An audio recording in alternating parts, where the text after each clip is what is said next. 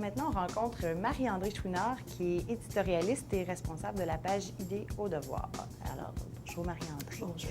Tu es éditorialiste au devoir depuis à peu près 3 ans, mais avant ça, tu étais journaliste attitrée au secteur de l'éducation. C'est quoi l'adaptation qu'il faut faire entre le poste d'éditorialiste et celui de reporter qui couvre différents événements chaque jour? Bien, je dirais que la principale différence, c'est que quand tu es reporter, tu es un peu spectateur de l'actualité. Alors, tu assistes à des événements, tu les couvres et tu les racontes, tout simplement. Tu n'as pas à te questionner sur ce que tu penses réellement d'une question ou d'une autre, même si c'est un peu inévitable, mais ça ne transparaît pas dans ce que tu racontes au lecteur le lendemain. Quand tu es éditorialiste, c'est un peu le contraire. Tu reçois l'information que le reporter te livre, mais là, il faut que tu aies une opinion immédiate sur la question. À l'édito, effectivement, on est appelé à discuter une journée de la tragédie d'Air India.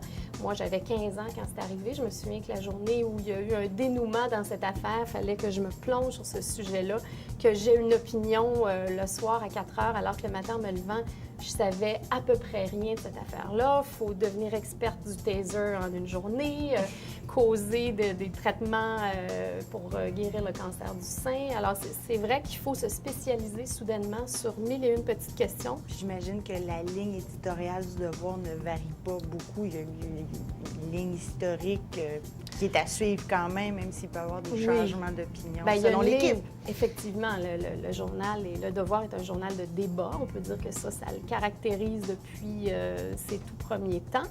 Cependant, le devoir est aussi un journal de son temps, donc la position idéologique n'est pas immuable. Autrement dit, le contexte l'appelle à se changer. On doit forcément être ouvert. On ne doit pas s'enfermer dans une idée, une manière de penser.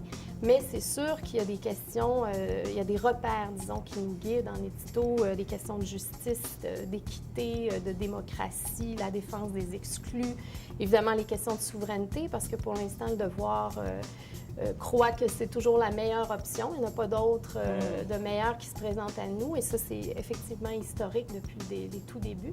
C'est un petit peu ça, ces repères-là qui nous guident. Mais évidemment, chaque sujet, on en débat. Chacun d'entre nous, parfois, a une vision différente des choses. On les partage, puis on arrive à un consensus. Parce que l'éditorial, contrairement à la chronique ou au billet, c'est une position d'équipe.